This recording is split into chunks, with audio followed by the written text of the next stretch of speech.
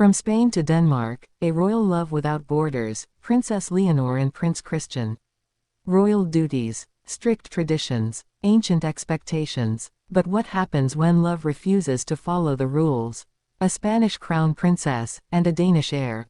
Two lives destined for duty, yet drawn to each other by something far stronger. This is not just history, it is a royal story still being written.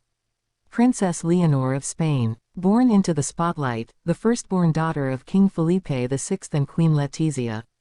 From the moment of her birth in 2005, her destiny was written, to inherit the Spanish throne. Across Europe, in Denmark, a young boy named Christian entered the world just months later, the first child of Crown Prince Frederick and Crown Princess Mary. He, too, was born under the weight of a crown. Two royal children, two nations apart. No one could have imagined that their paths, someday, might intertwine. But what brought them together? Was it chance? Was it duty? Or was it something that even monarchies cannot control, love?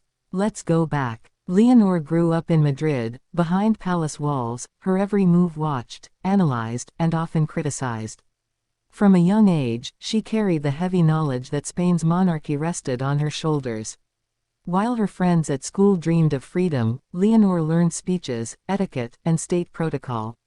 She was preparing for a crown long before she could fully understand what it meant. Christian's upbringing in Denmark was both similar and different.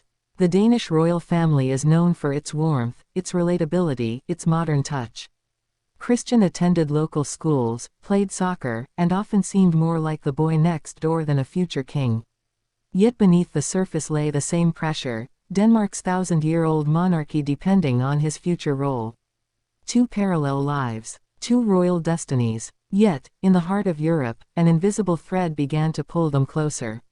When Leonor turned 18, the eyes of the world watched her step into adulthood. Her military training in Zaragoza captured headlines. The sight of a young princess, dressed in uniform, saluting with determination, inspired pride across Spain. She was no longer a girl. She was the future queen, strong, disciplined, unshakable. And then, something unexpected happened. During a series of European royal gatherings, Leonor and Christian met. It was subtle at first. A shared glance across the grand halls of a state dinner. The polite, almost shy conversations during official events. But for those who watched closely, there was a spark. The media began to whisper. Could it be true? A bond forming between Spain's crown princess and Denmark's heir apparent. To understand why this story captured the world, we must remember, royal love has always been a battlefield. History tells us of alliances made and broken, of marriages arranged for politics, not passion. But this felt different. Leonor and Christian belonged to a generation that longed to break free from those constraints. A generation of royals raised with modern ideals, where love was not just possible, but essential. Imagine, for a moment, the weight of their reality. Every gesture between them examined. Every word they exchanged fueling speculation. For two teenagers, this was no ordinary crush. This was a connection that carried with it the hopes, and the fears, of two nations. And the families. For King Felipe and Queen Letizia, the idea of their daughter forming such a bond was both thrilling and daunting. Felipe himself had married for love, choosing Letizia, a journalist, a commoner, over traditional expectations. He knew the strength it took to defend one's heart. Yet he also knew the fragility of a monarchy built on public perception. Across the North Sea, Crown Prince Frederick and Crown Princess Mary watched carefully. They, too, had defied tradition. Mary, an Australian, had won Frederick's heart in a story that had once seemed impossible. Surely, they would understand their son's longing. Yet as future king, Christian's choices carried consequences that stretched far beyond romance. The whispers grew louder. International tabloids splashed photos of Leonor and Christian standing near each other at events. Analysts dissected their interactions as if decoding a secret language. Could this truly be the beginning of a royal union? But here lies the deeper question: could love between two heirs ever survive the storm of politics, duty, and tradition? History is full of cautionary tales. Think of Princess Martha Louise of Norway, who faced endless scrutiny for following her heart. Or Prince Harry of the United Kingdom, whose choice of love reshaped his role in the monarchy forever? Leonor and Christian's story, however, felt different because they were both heirs. Both destined to reign, both carrying the hopes of nations. If they were to unite, it would not just be love, it would be history in the making. Yet with every smile they shared, tension grew. Behind palace doors, advisors whispered of alliances and risks.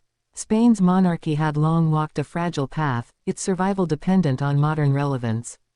Denmark's monarchy, though more secure, relied heavily on tradition and the goodwill of its people. Would this bond strengthen both thrones, or endanger them? The world watched. The cameras captured moments of laughter, subtle gestures of warmth, undeniable chemistry. And still, no one knew the truth. Was this friendship? Was it youthful admiration? Or was it the seed of something deeper, a love that would cross borders and challenge centuries of royal protocol?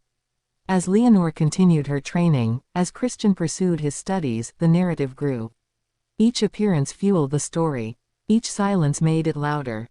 What does it mean, truly, to love across borders when borders define who you are?